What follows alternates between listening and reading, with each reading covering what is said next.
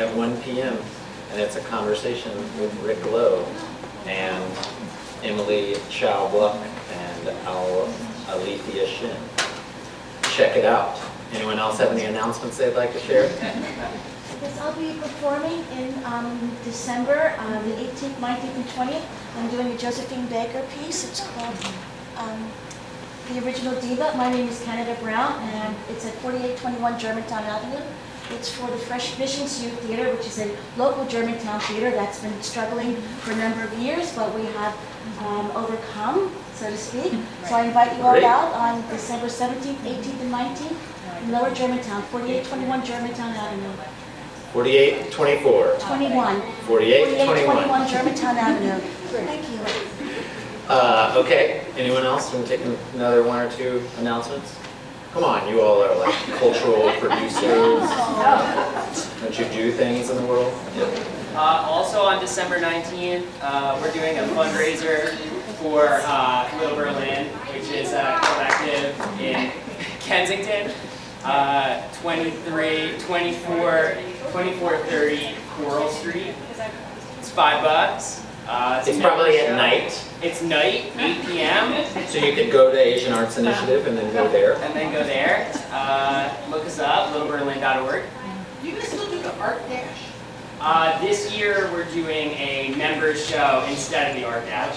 But you can feel free and come. We'll have snacks. We'll have beverages. Okay.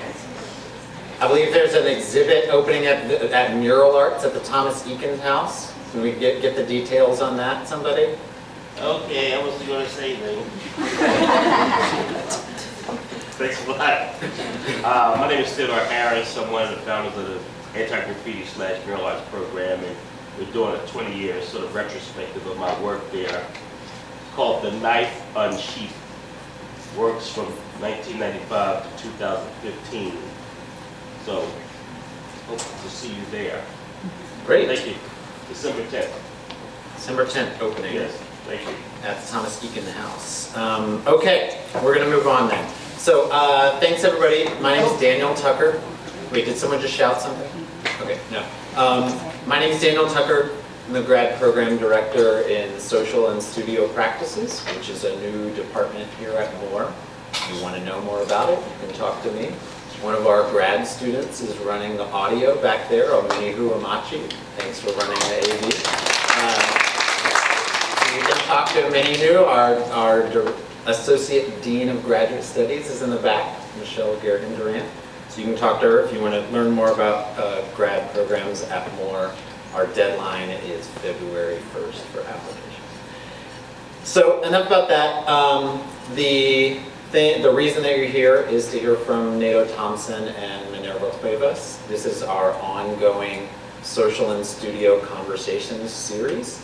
Just so you can write in your calendars, our next event is not for a little while, not until March 17th, and that is a presentation by the artist Michael Rakowitz, and that's co-presented with Mural Arts. And so without further ado, I want to tell you a little bit about the context and how this came together. The galleries at Moore, directed here by Katie Johnson, who's sitting in the front row. Katie organized an exhibition that's called Strange Currencies. It's about art from Mexico City. It's going to be up for another couple of weeks, right? And then, so now this is the final event in a long series of events that grows out of this exhibition, exploring art from Mexico City in the 1990s. One of those artists that's in the exhibition is Minerva Cuevas. I'm going to read a little bio about Minerva, and then I'm going to read a bio about Nato Thompson, who's going to follow Minerva in a short presentation. They're both going to talk for about 15 minutes, then they're going to have a conversation, and then we're going to open it up. You know, the whole thing will be about an hour and a half, just for those who have anxiety about sitting still. And so without further ado, I'm going to read this biography about Minerva Cuevas. It is impossible to separate Minerva Cuevas' work as an artist from her social activism. Adapting to a variety of environments, she moves easily between various mediums, murals, painting, video, photography, installation, graphic design, condemning the environmental and social consequences of global capitalism, and advocating for equality through local action and the redistribution of monetary flow. Sounds like good. In a more recent work entitled now I'm losing my Spanish, Disidencia, volume 2.0, Cuevas meticulously recorded the many demonstrations that took place near her studio in the center of Mexico City. Cuevas got her BA in visual arts at UNAM, and then some of her important solo exhibitions include the Museo de Ciudad de Mexico in Mexico City, Whitechapel Gallery in London, the Van Appen Museum in the Netherlands, and she has participated in various biennials such as the Liverpool, Berlin, Lyon, the Biennial de Mercosur, in Porto Alegre, Sao Paulo, Tirana, Albania, Istanbul. Minerva currently lives in Mexico City. We're going to hear from curator Nato Thompson. I'll read his bio. So Nato joined Creative Time in 2007. Since then, he's organized such major projects as the Creative Time Summit, Carl Walker's A Subtlety in 2014, Living as Form in 2011, Paul Chan's Waiting for Godot in New Orleans in 2007, among others. Previously, he worked as a curator at MASS MoCA, where he did such projects as Interventionists, Art in the Social Sphere. Thompson is a writer, and he recently released the book, Seeing Power, Art and Activism in the 21st Century. It's right here. We have some of these books for sale, and Nato is going to be signing them at the desk after this event, so please check them out. And I just want to thank the galleries again for doing this collaboration with us. Like I said, Graduate Studies organizes these events from time to time, and it's been a pleasure to figure out how to do more collaborations, both with people outside of Moore as well as people in Moore. So without further ado, we're going to hear from Minerva Cuevas. Thanks for coming.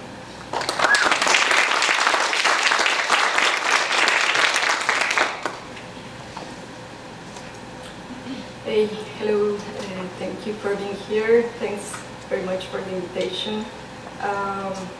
Well, I'll start by presenting the project you mentioned, Disidencia. And this is very much a long-term project. My desire was to have cartography of dissidence and resistance in Mexico City. That's why it's a permanent project.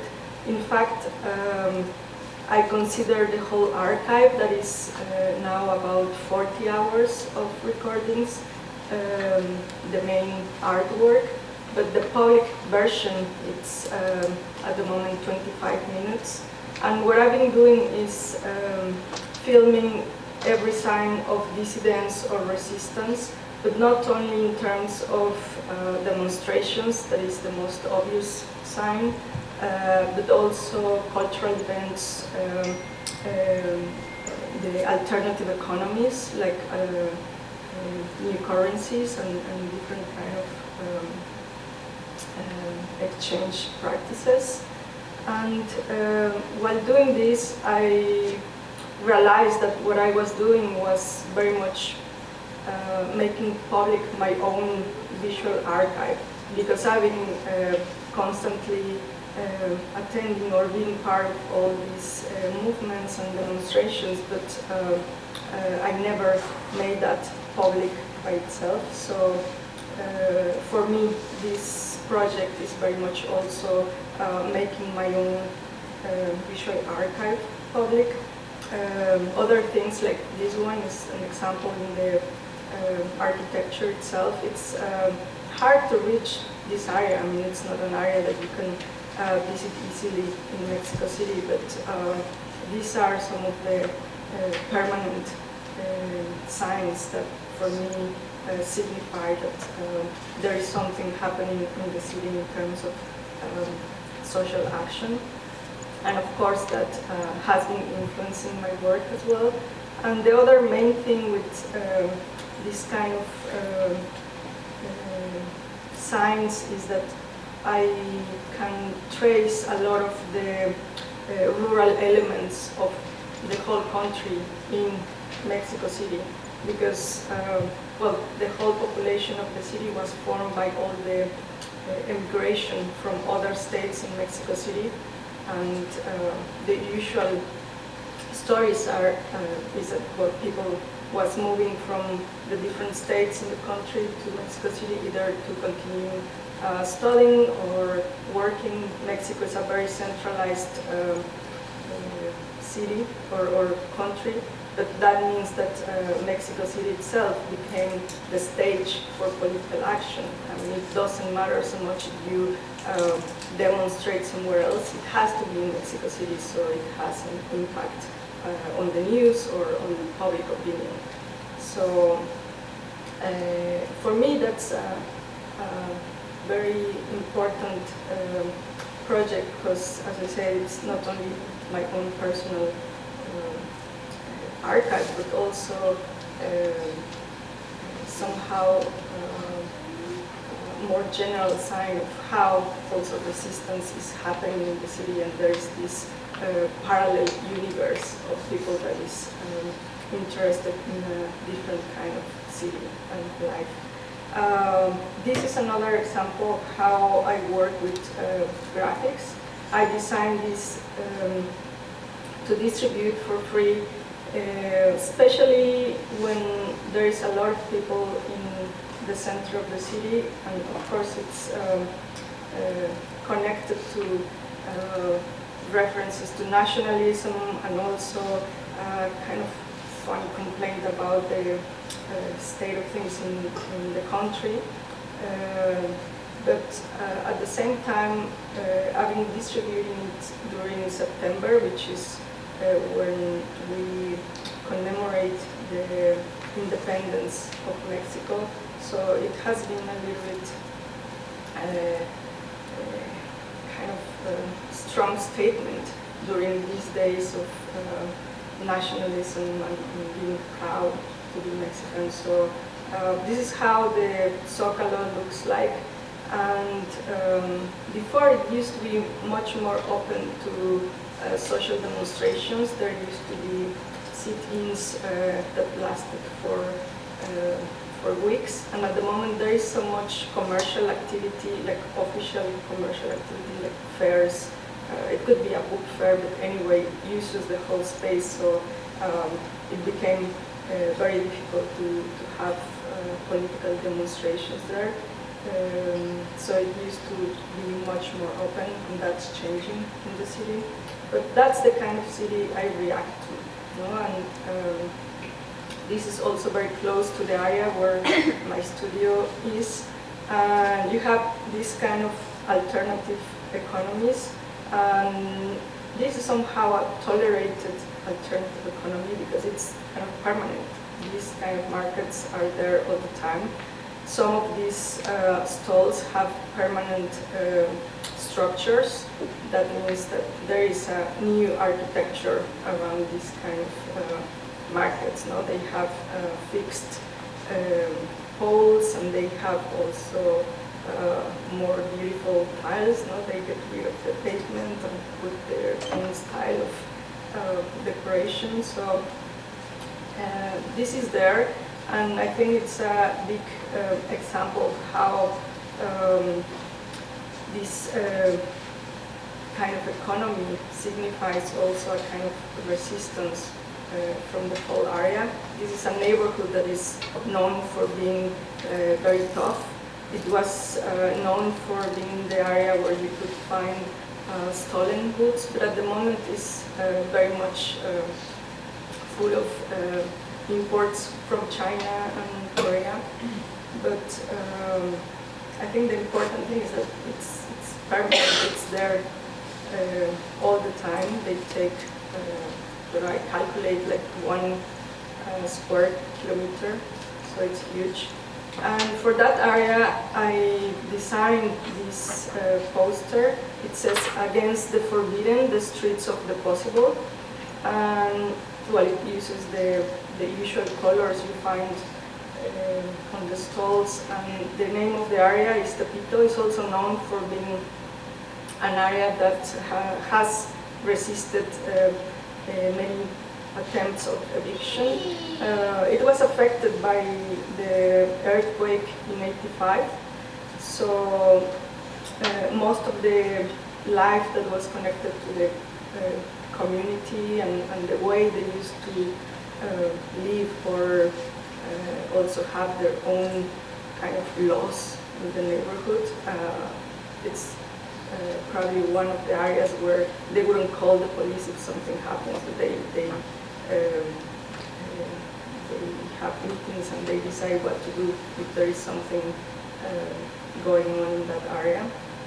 So for me it's an example of how they have resisted, and also well, they defend themselves, saying that it comes from pre-Hispanic times, that having this kind of public areas with stalls and in general being on the streets, it's part of this past, you know, when there was a big market in the same area.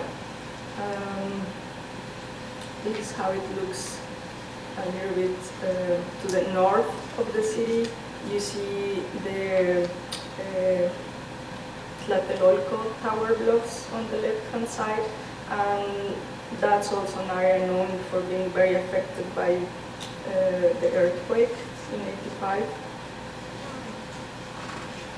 This is a very symbolic building from the '50s, and I'm presenting it because I used to have an office space there. It was a building with very bad maintenance, but it was symbolic, it was in every postcard. And the project I had there had to do with these interventions around Mexico City. I decided to somehow react to the context, very much the institutional context and the economy of the city, by giving away free subway tickets, free student ID cards, magic seats, tear gas, recommendation letters. And the office space there worked as well, the headquarters, but it was very much also the best way to get a different kind of audience. I didn't call it a project since the very beginning. It was very much my own reaction to Mexico City and its institutions. But well, little by little, I needed structure, and that's why it became a corporation. And then all these little bits became products or services. So I used to go to supermarkets and change barcodes of basic things like food, and I would lower the prices on the supermarket just by changing a little line of the barcode, and that for me was a service. So when I needed to build the website of the corporation, which was part of this plural and corporate presence, I needed these categories, product, services, campaigns, and that's how I also developed all the graphic work I've been producing. Then through the website, of course, the project was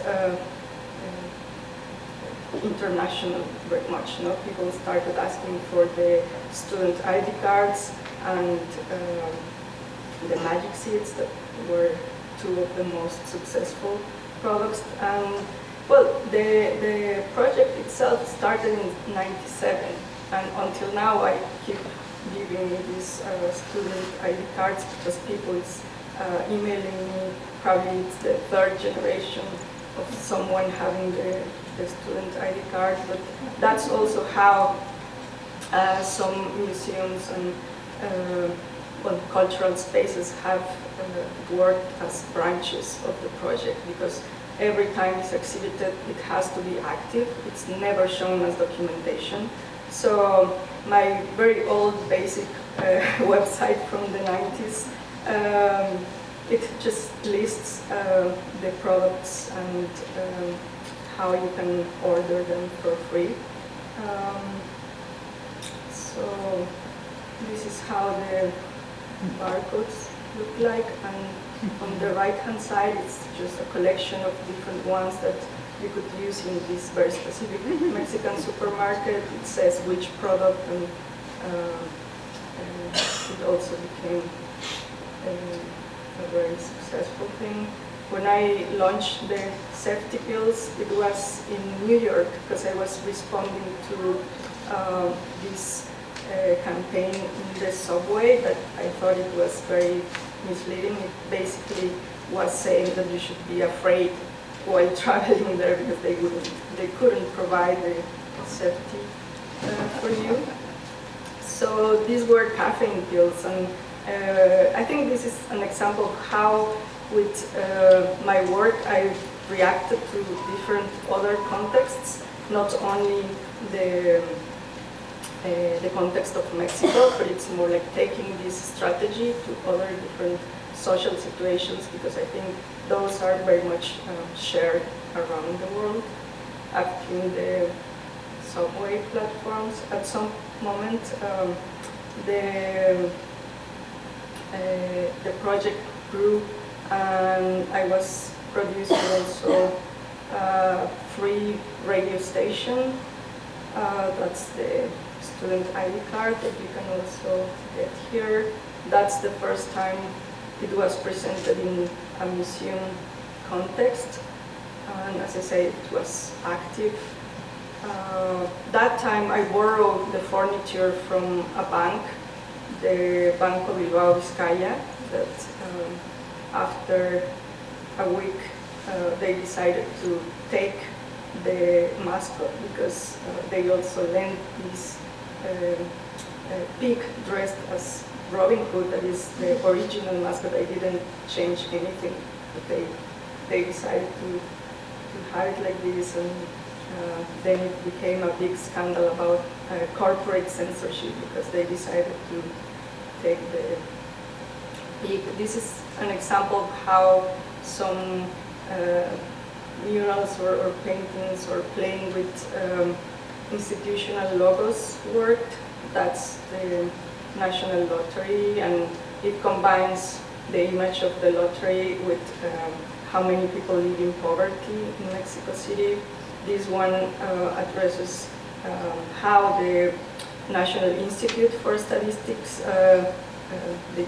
they don't count the homeless people as part of the census, and these other kind of logo modifications that go from little stickers to mural paintings in art spaces. And well, this is already an example where I target the corporate image and how many of these companies are exploiting natural resources, especially in Central America. And this is the last example of how I've also used these kind of actions, but using actors to respond to the corporate practices. Like in this case, Donald McDonald is inviting people to come inside the restaurant, but at the same time he's being too honest about his practices, and he's the king and he invites people to come and give him more money. But for me, the whole series of works in Mexico or somewhere else tend to connect through this strategy of reaction to the context. And that's it. Thank you very much.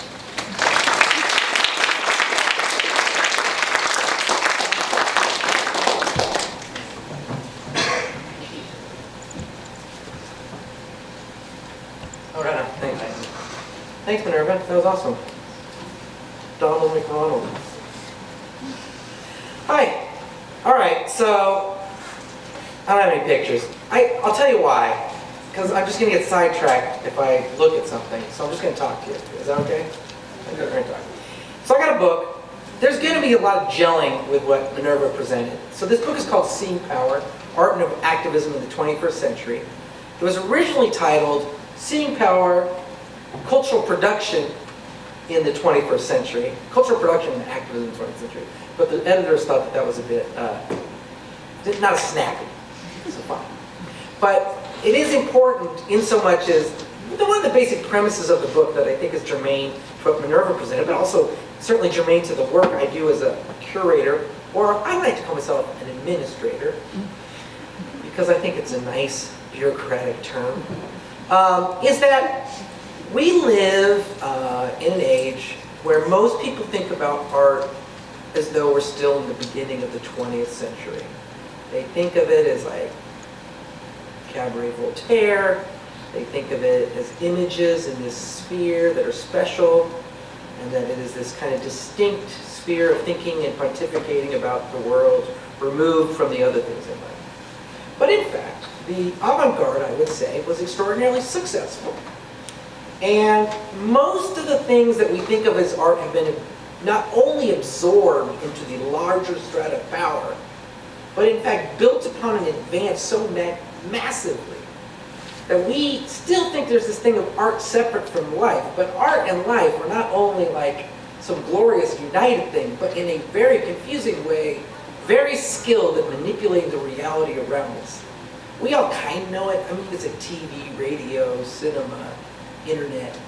But it's even more than that. It is the production of the world, the use of symbols, the use of performativity, the use of images, the use of video. The world is a theater, and we are each, what is it? Shakespeare. All the world's a stage. That is the case. And what makes that really interesting is a case to think through. And the reason Minerva's work is so important to think through is because the work has an inherent premise that she never stated, but it understands that this world is this stage and inserts itself within that, either by messing with forms of distribution, forms of visual legitimation, the ways in corporate culture produce images to produce ideas of what truth is. She disrupts that, but also the stage that she operates is the world we are in. Well, I think as a person that works in the arts, it is inherently important to acknowledge that as a premise to work. You know what I mean? So for example, the abstract expressionists, just to go to that, made paintings, but they were like, I'm against representation because it's a lie. What I want to show is that the canvas is all there is. Well, I think the bigger lie is that canvas ain't all there is. Because then the canvas is in a room, and the room is built by somebody. And that room that's built by somebody sits on a piece of land by somebody. And that piece of land by somebody lives in a city. And that city is in a country. You know what I'm saying? Like, we can keep going to where the frame ends. The frame is the world. And so the book is a way, in my own explorations, an opportunity to think through the complexities of that. There's a few key themes that I'm just going to kind of briefly go over. One, infrastructure. Okay, so within that, I think that it's important to acknowledge that culture is made within space and time. It's made within buildings, and it's made that it's supposed to be an extract, like about the world. When we talk about the arts, just to be specific about the arts, we can be more specific about what the arts is in terms of the way we experience it. We go to art schools, we go to museums, we go to galleries, we might read about it in a magazine, that there are components that constitute this world of art that we know. Make sense? And that certainly is art, because they actually use the word art. Museums. So we can think about the world as infrastructures. And infrastructure is useful because, for example, with Minerva's piece, she produced her own corporation. So she starts to produce her own infrastructure. And infrastructures legitimate forms of truth. So if we think of the New York Times as an infrastructure, it's an interesting device to think through as a kind of, I don't want to say an art piece, although I think it's all an art piece. But if we think of like the New York Times as a set of conditions by which forms of truth are perpetuated in the world, just like artists are structures that produce forms of truth in the world, then we can start teasing out gestures and culture deployed without worrying about whether it's art, worrying about what we call it, but situating these actions within the conditions of power. Does that make sense? To situate things within that. Because then we're not saying, is it art or not? Just to say, because that's the thing I can't stand. But we can say, under what conditions are these moments occurring, and what are the effects of these conditions? so that TV and cinema can sit right there with art as activism can. Does it make sense? Yes. And the other part of that is, and there's a lot of things I go through, but a lot of the kind of lessons in this book are also tensions and frustrations I hear from activists and artists. I've been doing art and activism in like kind of mainstream artland for a while now, so I'm used to all my friends kind of hating on me all the time. And I mean that, like, because everyone's like, oh, you're a sellout, or oh, you're in the institution. Don't make me part of your institutional game, man. So this is kind of the struggles I have all the time. One of the things that's really important to bear in mind is this word social capital, right? And this is another thing I try to think through a lot, which is this invisible, so you can go through the power that happens in a room, the infrastructures, but there's another kind of power, which is the cachet you get by doing things, right? So for example, you have a sweet painting of a flower, and it's in an anarchist art space, right? And everyone's like, that's awesome. It doesn't get a lot of social capital. But you take that same painting of a flower and you put it in the Guggenheim, and it gets all this cachet. You know what I'm saying? And sometimes with activism and art, it's confusing because people are doing activism, but then a lot of activists are like, you're just trying to get famous when you're supposed to activist art, right? Does it make sense? And everyone's like pointing at each other like, you're not really doing this because you're an activist. You're trying to do this because you're trying to get famous. Like I remember during Occupy Wall Street and they had the big circle, do you remember this? And everybody was giving speeches, but then it became a who's who of like famous academics getting all this cultural cachet out of it. So it's like Zizek comes in, he's like, hey. And then Judith Butler's in there. And then Naomi Klein was in there. And I was like, everyone's trying to build a career in the middle of Zuccotti Park. And I think it's to some degree true, you know? But these tensions of do you mean what you say haunt us all the time. This social capital. Are you doing this because you mean it, or are you trying to get cultural cachet? When people post on Facebook, do they mean it, or are they trying to build a career out of being interesting? It's paranoid. It's a paranoid world we live in, right? Because the sad, and I've watched in activist communities and stuff rip each other apart, because everyone's like, we don't need a leader. We want non-hierarchical methods. And then you're like, great, okay. And then everyone's like, but then it just all becomes like really fractured, and there's a lot of paranoia about like being co-opted, and everyone's convinced everyone's co-opting each other. You know? Everyone's convinced everyone's co-opting you. But that is a crisis in meaning that we have. I mean, that is the fact that trust. I think the fact, this is a huge result of cultural capitalism, this world where all meanings are both what they say and also forms of power behind them, is eroding our sense of trust with each other, particularly in the activist community, internationally. I've seen it, we all see it. I saw it happen at Occupy. It was a deeply, there was not solidarity as much as paranoia and a resistance against an abstract power, which is active, but it had crises inside it. So what to do? There's two things that I'd say. One, artists have a few tensions. I talk also about the didactic and the ambiguous. Don't listen to people when they say don't make didactic art. I hate that. Don't get into that crap. It's like they are dynamics. Didactic is a kind of direct form, to say, of communication, if you will. And the ambiguous is this more poetic form. Of course, in the arts, we're taught to be very poetic all the time. But I don't think we have to be such simple people. Because a very poetic activist movement would not work very well. At times, it's nice to know what someone's saying. Hey, show up at this time. That's didactic. It's also very useful. Hey, this meeting needs to end in an hour. That's didactic. Also very useful. There are moments in life where the didactic is very productive if you want to get things done in this world. As well as there's a moment where the ambiguous, the moment where we are able to just open up and explore the world creatively, is very useful. And I would also say that a lot of artists are very torn in their own studio practice about this. Because they want to be political, but they also don't want to be hemmed into being an instrument, right? They don't want to be a tool, so they want to be poetic. Well, I say have your cake and eat it too. Do both. It's okay. Don't be an idiot. But we get in these struggles because, of course, within the context of making art, often it's about a product. But I think we need to think about these things as productions of infrastructure in the world. So the things that Minerva points out in her own practice, I often think are good lessons for just the way an art scene or political community can produce itself, which is twofold. One, take over the conditions of the infrastructure that you live in. So take over your schools, take over your government, take over your museums, take them all over.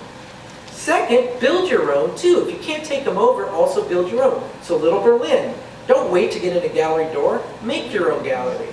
But also be very self-conscious about your gallery. Understand that this is a mechanism that has political power within a framework of other space.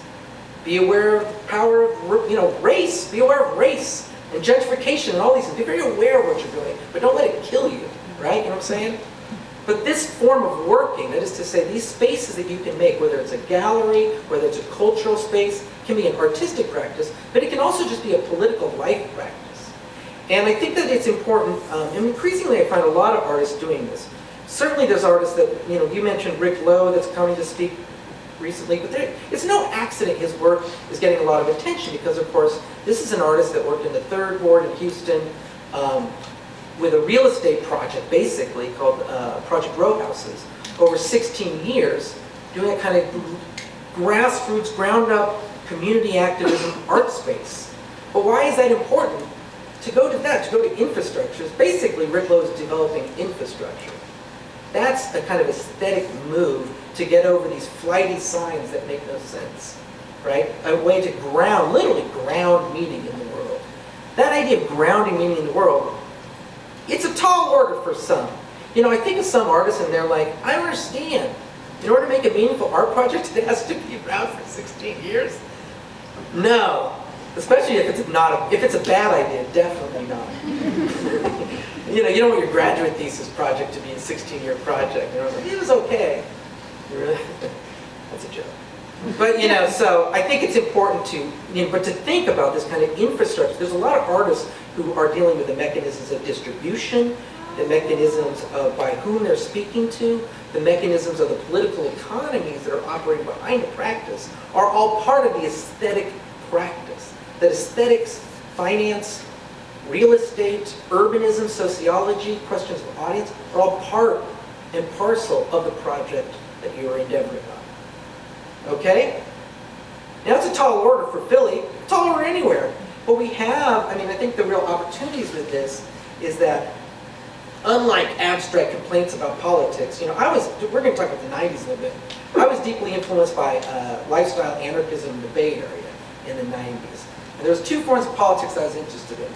One, I was a socialist for a while, and I went to protests, and I was really irritating. I never handed out a newspaper, but I was really kind of a guy that was like, I thought socialism, kind of straightforward socialist activism was the way to be, until I got kind of disillusioned with the community I was in because they were kind of more about the kind of rhetorics of politics. They wanted to know what your positions were on things. We didn't do much. We just kind of went to protests. But the anarchists were starting pirate radio stations. They were doing these homeless homeless handouts. They were producing different ways to be in the world that dealt with distribution, that dealt with economies, that they were a life practice. And I think that early kind of formation for me really informs the kind of art engagements in the world that I think are a kind of roadmap to thinking through the complexities that is this morass where everything is culture making. Everyone is an artist. And the question is not whether or not you made good art, it's under what conditions did you produce culture, to whom is it deployed, and what effects does it have. Okay? Okay. Okay, that's it.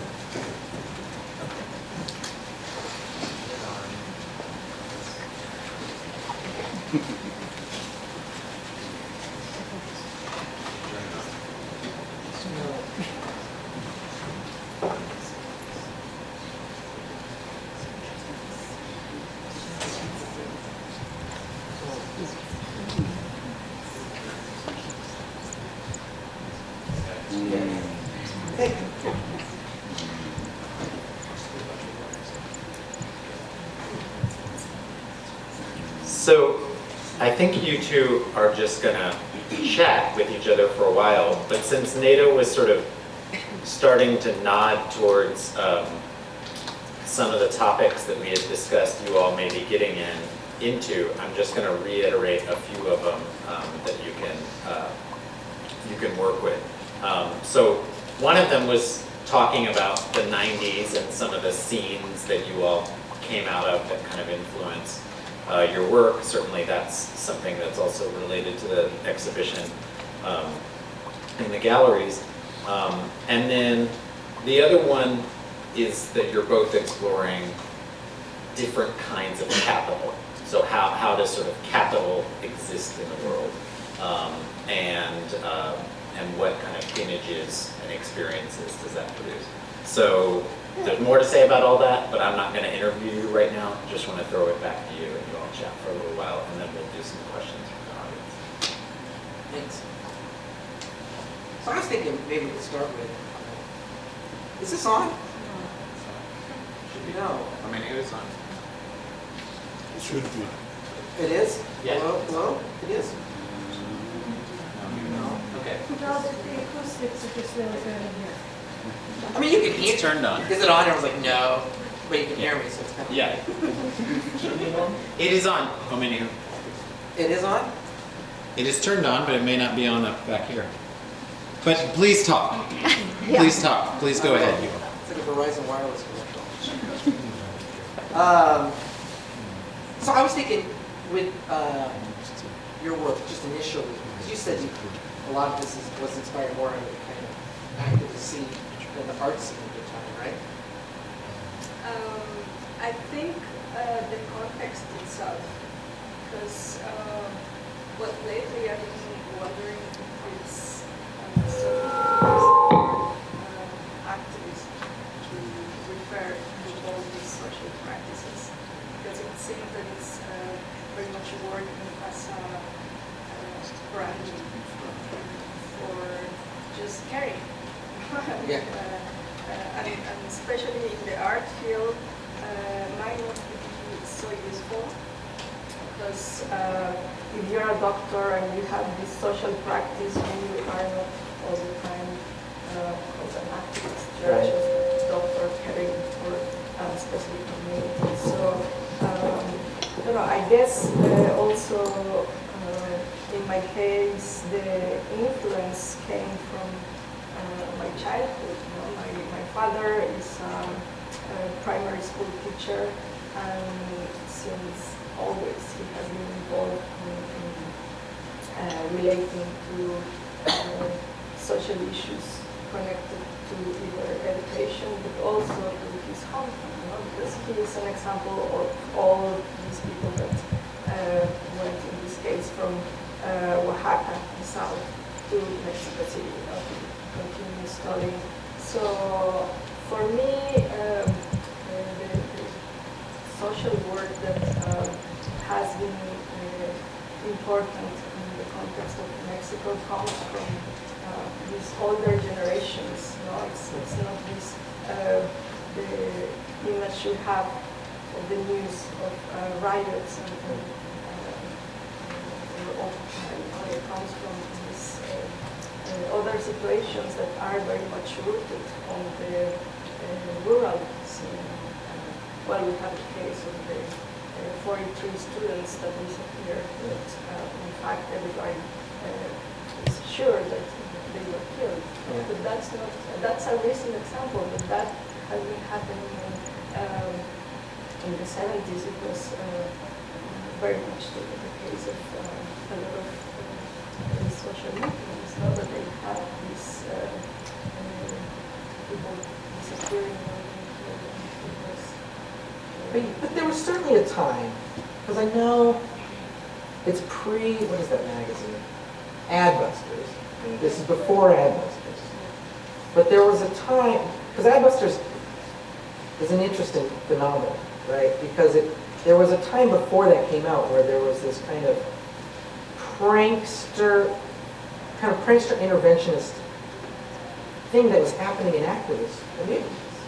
And it felt to me, I kind of placed the Maynard Vita core project kind of within that kind of moment, which is like before, it's, you know, that's before the Battle of Seattle in 99. It's Zapatista era, post-Zapatista. Yeah, well, the comic uprise of the Zapatistas was in 94, but they had already 10 years of, say, formation. But if we analyze it like that, we could trace these kind of strategies to probably the 50s, Yeah. or the situationists. Yeah. So I think it's more about the different historical specificities of different contexts. In my case, that's how I connect my practice to what is Mexico, what is Mexico City, because I'm very familiar with the South, but not so much with the North, with the border. You know? And when I had the chance to work in the Chihuahuan desert was revealing and surprising for me. It was my country, but anyway, no, it was a totally new thing to experience and react to. So in my case also I think that it's more important to defend the practice as an art practice, as a creative practice, and just place it as cultural production. And therefore, as culture has this social impact, of course it can influence people's lives. It's impossible to measure, and that's part of what is fun about art and what I enjoy about the living artist, the freedom you have either to connect to other practices, just for your own education, or to develop interdisciplinary work. Yeah, there is no way to measure how much a specific project has impact in the real sphere or social sphere, even though there are sometimes reactions or signs that something is really affecting group. I don't know if you experienced this yourself, but you know, I found, I'm just thinking of something that switched, at least in terms of the art activist community I've witnessed over the years. But in the 90s, there was a real, in the US context, and more specifically, the West Coast that I was in at the time. But there was a much more kind of, the protest culture moment in the 90s, for me, was, at least in the arts community, and this is the Bay Area, but it was much more prankstery. You know, before even Seattle happened, there was a much more like, was it rave culture? It was like involved. There was like these reclaim the streets. There was a much more carnivalesque atmosphere around protest. There was this kind of jokey yes men style. I think it was Art Mark at the time. It was early internet, you know, but there was this kind of jokey kind of atmosphere around protest. And there was a way to defy the kind of, at the time, the kind of idea was that it was to resist the self-seriousness of activism, to have joy and pleasure. And then I feel like post 9/11 in the US, post global protest movement that had went from Seattle and then, you know, went into Genoa and across the world. Anyways, things changed a lot in the US context because it seemed like a lot of things moved towards much more local, and much more issues like anti-gentrification became very huge. And also kind of artists were much more interested in like how to communicate with their direct, there's much more localism that occurred. I don't know if you found that in Mexico, but there was a profound shift. In the US obviously after 9/11, but over the last, I'd say 20 years, it's been a real change in the kind of modes of art and activism. I think it changed, not probably from the 90s, but later. I don't know how much in these kind of situations are reacting to gentrification. I mean, I think it's happening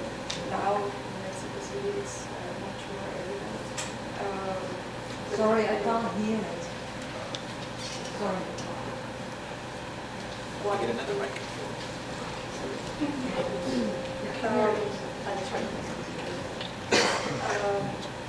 I think it's different that the 90s in Mexico, and you can see that also in the show here, you know, that the cultural manifestations were connected to a more personal reactions to either what means being a woman, no? Gender issues, or other personal reactions to the urban context. I think in my case, I would say that probably the use of technology was a main thing for my practice. No, it was reproducing these documents, but also guessing how the internet could work to have a more public presence or global presence. Yeah, because that's what I remember about you too, because I was like, you had this massive international community. Well, Through your like, massive. well, but it just felt like that, like you're like distribute. I mean, just it's funny to think about the early internet because it was like, I'm talking to who? Yeah. Sure. You know what I mean? It was like really amazing. Yes, yes, and I think it was a main tool to have this plural presence, no? I mean, not everybody knew that I was behind the Dr. Life Corporation. You know, they thought it was at least a group of people behind the campaigns or the distribution of these things. But yeah, it was the use of technology, the internet, and also what I learned about setting up radio stations. It was very much the influence that I had from irrational.org, that was maybe a collective based in England. And I think you're right, that it comes from this sector of reclaiming the streets people. I don't know if that it was an evolution of those kind of demonstrations, because I know they were mad about how later the demonstrations were happening. You know, they thought, no, we just wanted a party and have fun and grow trees on the pavement, and they didn't like the other kinds of street protests or riots. So, but anyway, it's an influence, and I think another main influence is the media. How in the media at the end became like the starting point of self-publishing, you know, or all the blogs. Just so for you younger people, Yes, sorry. there was a thing called indie media that basically kind of rose up during, I don't know, what, in '99, during the protests in Seattle. And it was a kind of early internet. It was like Facebook without Mr. Zuckerberg. But it was kind of non-corporate. It was really activist-driven. But it really was kind of a precursor to Facebook itself. I mean, there was a lot of people chiming in and talking. It was very activist-driven. And then it got so popular that there were cities around the world that had their own outposts on it. I think it was a big thing for independent journalism. Later, I mean, anyone who could just open a news site or have a blog, but at that time it was a rare thing, you know, being able to publish something for a global audience. You know, I was thinking about your market, the market you're pointing to, your informal economy. And I was thinking, I just wanted to get your reaction on this, because you know this horrible word, creatives? Do they use this in Mexico? Creatives, it's like this corporate language for artists, where it's like, oh, the creatives of the city. Okay. You never heard this kind of stuff?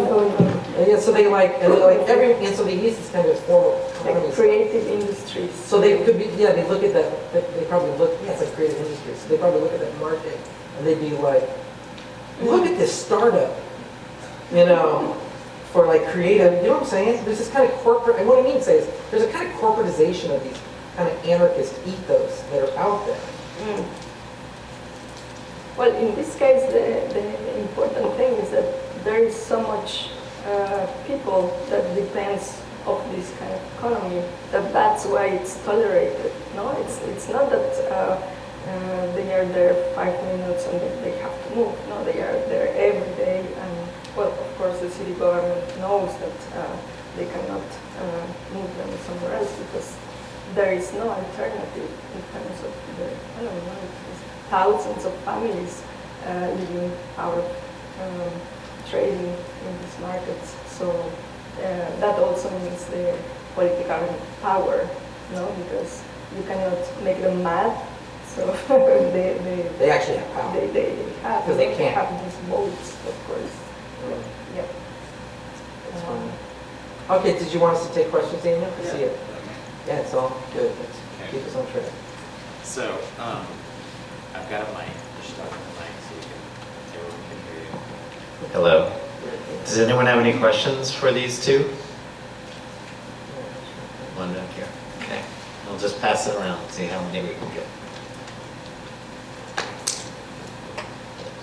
Yeah, I'm very interested in this dialogue you have going, and I guess my comment is that we need definitions of terms to some degree. When we talk about culture, what really do we mean? I have my own definition of culture. It's a process. It's the way truth, the experience of channeling truth to dispel myth. So of course, art does that. It creates a representation that we understand as truth better than something else. And that dispels a myth. And then what is anti-culture is, channeling myth to dispel truth. So it seems to me this activist sentiment is attempting to organize that in a way so that it can be more effective. The Guerrilla Girls I think of as a group that, at least in this area, made that effort. But the other thing that seems to be really important is the idea to organize it. And that's where I get the difference between the socialists and the anarchists. Anarchists are much less organized, and the socialists, talk a good game about organization, but how do we really do it? The only other thing I want to add is that we need to talk about, and you do this with the economy a little bit, working people. People who are actually producing the economy and producing in the economy, and how they are a part of this process of culture, this process of dispelling the myth of the New York Times by putting truth out there. So I don't know if that's a question.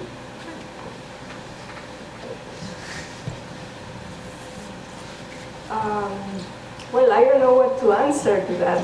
It's more a comment, but I would disagree on your definition of anarchist and socialist from categories of order. I think it's just a different kind of ideology. In the case of Mexico, I think it was very much the anarchist community, the ones working with media, with radio stations, and being a little bit more active, let's say, on the field, and making things happening. But we also have a very long historical tradition of many Mexican anarchists there.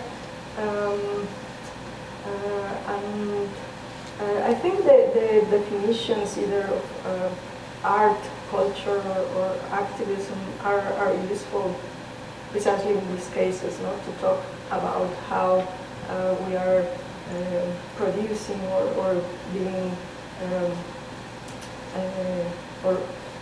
generating these intellectual exercises, because at the end, for me, it's these different aesthetic provocations to rethink, in what kind of economy or social context we are, and also how we can change and transform everything, because very often we demand results from either a project, or we demand results from politicians or from a specific book, but the problems themselves, they are created by all the population in the world. So the crisis has been generated by many people, and it's these many people the one that has to react to change things again, not change the course of this crisis that is generalized.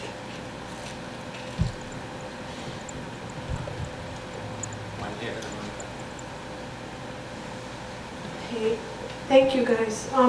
Just continuing with this comment here, I think, I mean, it's interesting to raise the question about needing to define terms, because in your comment, there are certain terms you used that, at least from what I could understand, indicate a kind of position about, say, myth and mystification. You know, it's a kind of Marxist position, and I don't know, maybe you wouldn't call yourself that. I'm very sympathetic or identify with that, but we also, in terms of work, and this I think is what Nato was getting to when he asked Minerva, do you have this term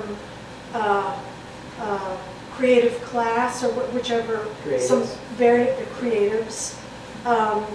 The nature of labor and work all over the place is completely changing, and there are huge issues of precarity, and there are no longer so stable differences between an artist or intellectual class, I think in most places, and traditional laborers. Yeah. Anyway. But, you know, just to go to that point around labor, because, I mean, you know, just to say, a lot of my concerns are, I try to be a little more, this book is really geared towards people who are wrestling with the space between activism and art. I'm trying to go right to that as a community. I mean, I know people say you got to speak to everybody, but just, I tend to deal with these people a lot. Many of you may be those people. And so I just want to kind of focus on that. And what you're mentioning, Mary, is hugely at work right now, is this shift in the economy where immaterial labor has us very confused. Because, you know, and I can see it in many different things. For example, there are artists, you know, there's a group, Wage, who's doing interesting work right now in New York City, where they're trying to make sure artists get paid for, like, you know, like they do a show at the Whitney Biennial, they should get paid to install the show, right? But they're not getting paid in social capital. Because, of course, often museums will be like, you're going to get more famous from this, so that's your payment, work for free. So they're basically saying, no, that's not right. But at the same time, they produce themselves into a bind. Because then you start finding yourself thinking all art is labor that should be paid. And then you find yourself monetizing all forms of life. But that wasn't the game. But it's a very perplexing condition when you start trying to understand if art is work or what is it we're doing when immaterial labor is all around us. And I'm not solving it, but it is at least good to put our finger on this condition and know you're not alone in it. And it produces a lot of complexity for us as people that need to get health care and, you know what I mean, and like eat and ideally not stress out all the time and still be activists, right? I mean, these are difficult things to do. This is just a really small, I think, just to follow on, you know, saying culture strike, probably on the West Coast too, is trying to have a bunch of the same conversations like Wage. But remember, it's actually one really straightforward question, which is I just was wondering if you would say what the magic seeds were. And then the second was a curiosity about, with the barcode stuff, if you were ever also distributing the means for other people to make those. Because I guess I was curious about whether distribution happened not only at the level of the object, but also the like mechanism. Yes, with the barcode stickers, I had this page compiling all the barcodes from different cities and different supermarkets, so you could print them at home. That's a small database, I think. For me, the most interesting thing was going to the supermarket and pasting the stickers, no? The intervention itself. It's a micro-sabotage, but I think also the power of it is that it works in a symbolic way, and I think in general, the projects I've developed somehow find this gap where you can still exercise some kind of freedom or judge bureaucratic processes or institutions and have agency, and decide if you would use this student ID card or not, accept a free subway ticket or not. Even though everything is for free, I think there is some kind of exchange, and that's why this slogan of Better Life Corporations for a human interface, because I think this exchange happens. And in the case of the magic seeds, well, all those were distributed in banks and ATM machines, and well, they are basically vegetable seeds, but you only know what is once you grow them. Of course, if you can recognize the seed, that's really good. Then you know it. But yeah, it's vegetables. Other questions? Hands?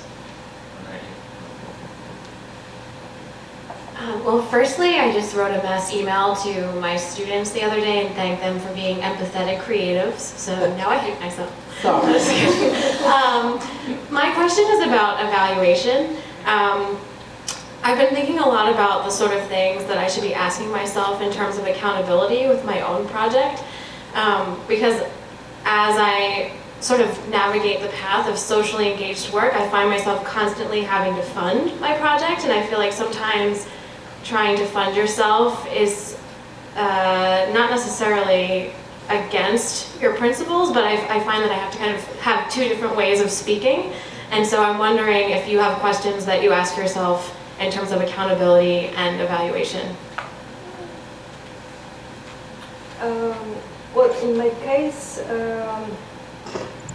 well, that happened to me. I had to fund all the Better Life Corporation for several years. It didn't matter how, with any kind of job or selling stuff. It didn't matter really. For me, it was very much like getting art supplies, either buying the subway tickets or producing the campaigns. But later, when my practice got into institutions, and then these institutions have some corporate relations to get funding, they're having times when I say no to a specific project, or I've denied to participate if there is a specific company that is investing money, because I know that, well, all these, for example, the greenwashing is also a big problem and part of the crisis. So there are no rules. I think you have to evaluate every single situation and case, and yeah, just decide what's the ethical position. But, and I said, yeah, with grants, I work at Creative Time, so we write grants for all our projects. So, all the foundations ask for this stuff. I don't think it's unreasonable, but you do kind of sound weird. I can't imagine any of them say anything worth listening to. I mean, I just don't think we have the language right now to understand the efficacy when it comes to art and what it actually does. So right now in the U.S. context, people use a lot of this kind of bad Richard Florida speak to talk about it helped with the economies, or it helped with, or you can talk about audience, anecdotal ways of demographics and who you reach and stuff like that, or children's programs or stuff like that, which I think is cool. But I really suspect, I'm not anti-assessment. I really believe that the language for understanding what affect does in the production of cultural relationships under conditions of capital, it's tough to write in a grant. But I do think there's a space by which one should start thinking about these things. And just next week I'm meeting with that dude Antonis Makis, who's the mayor from Bogota, and Louis Kamnitz. There's a bunch of people really invested in trying to come up with a reasonable framework for thinking about what culture can do in space that is of producing relationships. which I think is different than saying a lot of this bad political economy stuff, which is typically right now being used in the arts a lot. You know, like basically a lot of them are asking like, did you gentrify the neighborhood? You know what I mean? Well, they don't mean it like that, but we don't know what tools to, we don't know what success is other than money. Yeah, probably our real problem is money, and because all of it comes from banks. That's the real source. See, that's what you got to write in your grant. Yes. Sorry. So, no, so I'm just going to tack a little question on that before we go to the next hand that was up. Which just, because I want you all to go a little further with the evaluation thing, because and not get distracted, like don't talk about grants, don't talk about foundation, but just talk about for yourselves, when you put a thing into the world, as you both put things into the world, or events or experiences, and then it goes a certain way, and then you feel a certain way about it, then what do you then do with that feeling and that experience, and how does it influence the next thing that you do in the world? Like just practically, you know.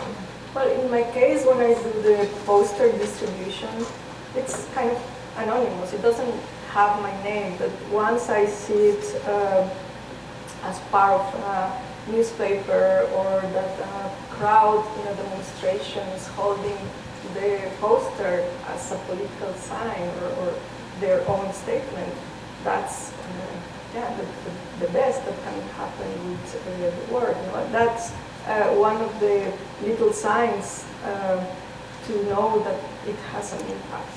You know? It's not only that someone liked it because of the colors or the graphic, it's that he's using it as a statement. So yeah, in my case, those are the little things. In the case of the interventions, there was a point when I didn't have to promote it as something connected to a project or yeah, do anything specific, but it became autonomous of me. Anyone can send the student ID cards and it keeps just kind of reproducing itself. And for me, that's a sign that it has social impact. Now it became an institution of sorts. People need these things or looks for these things because they know it exists. Yeah, it's like that. But, You know, like we just did this Creative Time Summit with this high school. Pepon back there was, he was amazing. And, but there was, we did it with this high school, Boys and Girls High School in Brooklyn, in Bed-Stuy. And it was amazing. I mean, just to say, something that, just in terms of something that felt good for me, was just on my mind for the last, I mean, it's embarrassing, I'm a white dude saying this, so just bear with me. But I'm just like, I've been obsessed with how racist the art world is. And so I'm like really interested in producing complex racial experiences that challenge the white narrative, even though I'm a white guy. And so, or maybe because I'm a white guy, I don't even know. I just think it's an important thing for the arts to confront. And so when we worked with Boys and Girls High School, worked with the principals and the students, and produced this space over the weekend, I thought it was magical. It was really intense. And you know, because also I've worked in my activist life, I feel like I've seen so much activism never get past the race issues in any productive way. I've seen so many failures, or so many meetings where everyone goes, well, why isn't so-and-so in the room? And I just thought, this has got to stop in my lifetime. So, you know, just finding space where we can actually have cross-race, cross-class discussions about the world, I felt like that was starting to gel a little bit, and that was very powerful for me. You know, and I felt like that was, but also I feel like at Creative Time, I feel like when you do these things, it's embarrassing to say, but when you make effective political things, it's actually better art. Like there's energy. There was just something like, this should be happening. And so it just felt like, and also it feels like with all this stuff, the horizon of what's possible moves a little more. Like in your own little way, you push, like the people in the room are like, whoa. And then I hope when they go to conferences that don't address that, they're more aware of that happening. Where they're like, wait a minute, I was at a space that's very different than this. So I just, like that you produce new possibilities. It feels that you lose control, and that's great. It's like it's out there, and people is using it or reproducing it or realizing that there is the possibility of using those kind of tactics, and that at the end those situations are possible. So, yeah. Thanks, Sil. Hi, I just wanted to ask you, Minerva, a little bit about like the Mexican context and how you deal with it, because you mentioned Ayotzinapa, and I was just wondering if you think, okay, so I do some criticism of Colombian art. I'm from Colombia, and sometimes one of the ways in which artists who work with like micro actions or everyday life interventions, they are kind of criticized because they're not dealing with like the big issues in Colombia's like recent history, so like the armed conflict or the drug dealing issues, no? And sometimes the answer to that is like, for instance, the way that humor comes into works of art that are based on like micro actions gets justified in the sense of saying like humor is a way of helping us deal with trauma. But sometimes some other artists may say like they feel like censorship, or they may feel threat by they may feel threatened to do work that is much more like hands-on, like real, like those huge issues. And so they think that ways of intervening without dealing with the threat would be through micro actions. So my question to you would be, have you ever felt the need to go beyond the everyday life or to address those, or is there a way in which you're doing that? And have you ever felt like threat or censorship from being within the Mexican context and the way it is right now? Well, I think there is no beyond. I think not only me, but we all have the agency, and that's why I mentioned that defining someone as an activist somehow erases the rest of the population from being active. So in the case of Ayotzinapa, it's not that the cultural producers have more responsibility, but it's the whole population of Mexico. And I think probably one of the most dangerous professions is being a journalist, I mean, because of the recent cases of assassinations in Mexico City, and that's connected to governments outside Mexico City, but still, it's one big sign. And of course, we are all at risk, but I don't think that you have to be an intellectual to react to these issues. Or the other thing is that I don't take them as subjects. No, it's not my thing to work on Ayotzinapa. That doesn't mean that I'm not close to the parents or that I haven't been in one of the demonstrations. No, I'm close to that. And I think that the Disidencia project, for me, it was this, as I mentioned, like my way to show this parallel world of persistence exists. And there has been a lot of artists' solidarity with Ayotzinapa, but the most important thing is to connect that to the other cases and all the historical facts. As I mentioned, since the 70s, we have had very awful cases, and the one responsible is the state. So everybody knows that, but it's everybody's responsibility to react.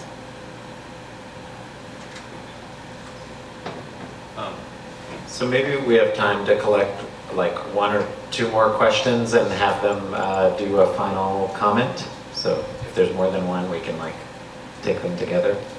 Is there a hand back there? There's one back there. Okay. Is there another one? Okay. Then this is the final question.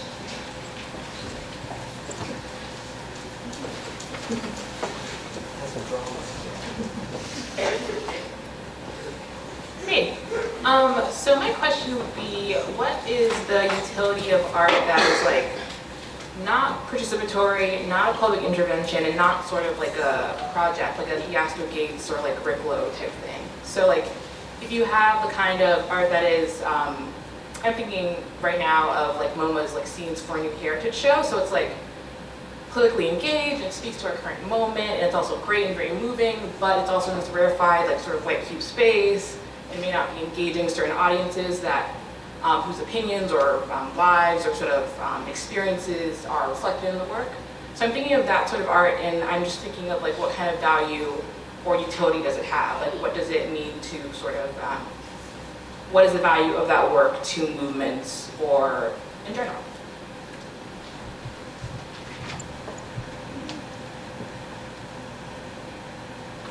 It's certainly just a, I mean, we're both good at that, because, you know, maybe, it's hard to say because it's really case by case, and I don't know the answer to that question. But I certainly can say a few things about being concerned that maybe political work in big institutions is problematic, because I just kind of say it depends. I hate to be like that, but I don't know the situation, and I don't know under what conditions these things are deployed. I certainly do think it's reasonable to be cautious about,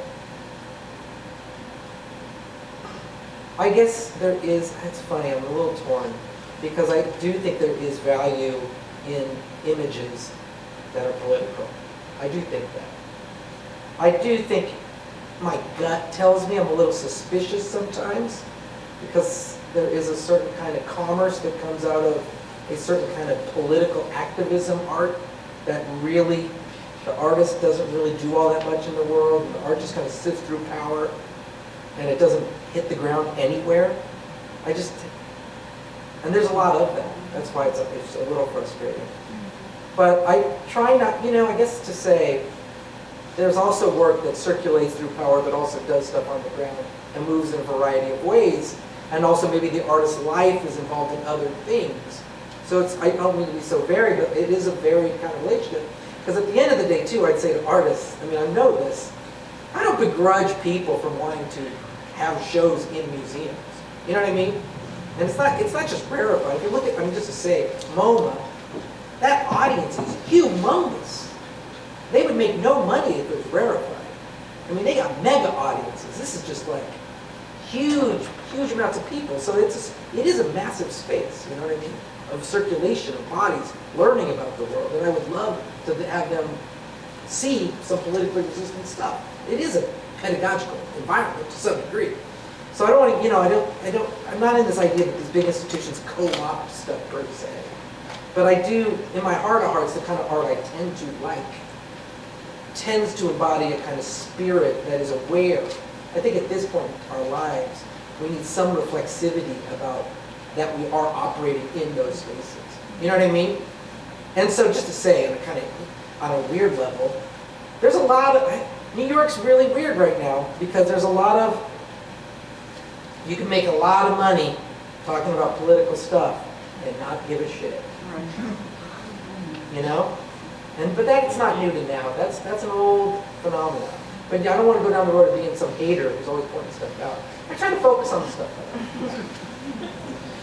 I think it's important that that projects that have connection to the social practice enter the museum, because at the end, those kind of exhibits are the ones that end up as part of the historical facts related to culture. And if not, that means that these kind of projects get marginalized and therefore erased from official history. But that doesn't mean they didn't happen, no? And then there is the need for someone to look back and dig into all documentation, if it happened or not. And I think it's very valid. At the end, if we value museum as cultural spaces, well, it's because they matter in social terms. So it's important that they are there as art, not as activist project, but as art. And being marginal is also great fun, You can do both. But I think it's important to defend the place of these practices in museums and also defend them for all those massive audiences. Thank you for your answer. That's really right. Thanks, you two. Thank you.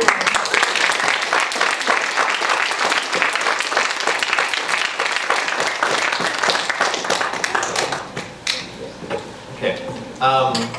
Hey, thanks for coming, you all. So, please hang out a little bit. Buy a book if you want. NATO's going to be out the door to the right. And chat with Minerva. My mic just got cut off. Chat with Minerva, and but also be mindful of the fact that people work here and they are not necessarily hanging out here forever. And so maybe you shouldn't hang out here forever. But thank you for coming, and I hope to see you soon.